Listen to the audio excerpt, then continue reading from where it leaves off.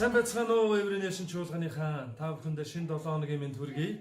За энэ 7 хоног бол их өвөрмөц 7 хоног эхэлж байна. Учир нь 4 сарын 1-ний өдөр өнөөдөр эхэлж байна. Үүнээс гадна дэлхийд даяараа маш олон зуун мянган чуулганууд яг энэ 7 хоногийн туршид Есүс Христ эзэн Ерүсалимд орж ирсэн цагаас ахгуулаад дахин амьлж тэнгэр өргөгдсөн тэр бүх үйл явдлуудаас суралцсангаа энэ 7 хоногийн туршид өөрсдийн амьдралаа нэгтлэн харж дүгнэн цэгнэж нэг талаараа өөрсдийнхөө зүрх сэтгэл дотор маш олон зүйлийг тунгаан бодож их эзний оршихуйг эрен хайсан ийм онцгой 7 хоног эхэлж байна.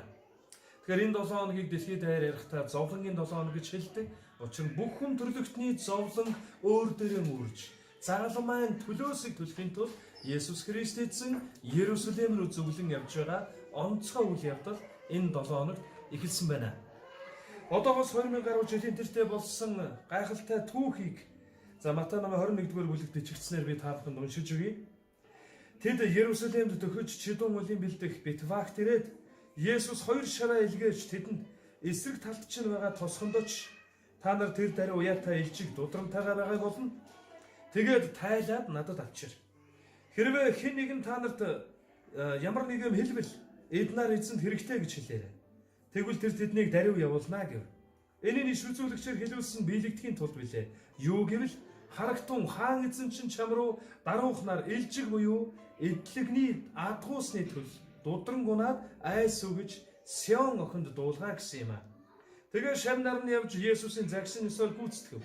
Тэд илжгийг дудрамтай навчраад дээр нь дээлүүдэн дохож Есүсийг мордуулв. Үе олон хүн дээлэн зам дээр дэвсэж зарим нь модноос мөчөр огтлон зам дээр дэлгэж байлаа. Өмнө хойно явж байгаа хурсан олон Давидын хүүд Хосана эзний нэрээр иргэн ерөөлтэй хамгийн дээдэд Хосана гэж хашгиралдаж байлаа гэсэн.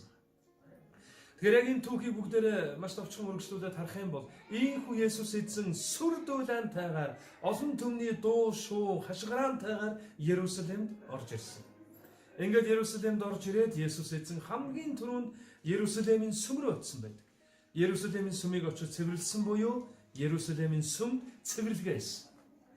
Тэгэхээр мөнхийн эзний зүрх сэтгэлд хамгийн их бодогдож энэ дэлхийд итгэл найдвар авчрах миний хайрыг дамжуулах газар бол эндэ гэж хардаг зүйл бол Ерүсалимийн сүм буюу өнөө та бидний хамтдаа цугладаг чуулган байх нэ.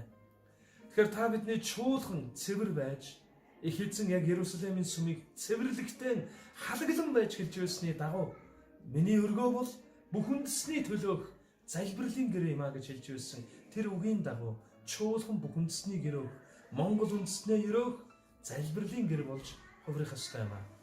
За тэгэхээр хүндэт чуулганы гишүүдээ энэ 7 хоногийн туршид та бид зүрх сэтгэлээ нэгтэлж эзний чуулганы эдэс болсон та бид бүх үндэсний гэрөөх залбирлын гэр өөрийнхөө гэр орныг аав ээж ахад дүүс найз нөхдөд цаашлаад хотоон улс үндэстнээ өрөөж цаашлаад бүх үндэсний гэрөөх залбирлын гэр ерөөлийн сувг их эзний баяр хөөр авралын ерөөлийн тэр сувг нь болж хамтдаа амьдэрсэн тийм чуулган баймаар байна.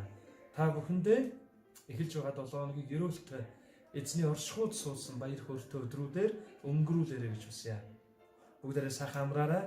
Тэгээ маргааш дахиад үргэлжлүүлэх процесс байна. It's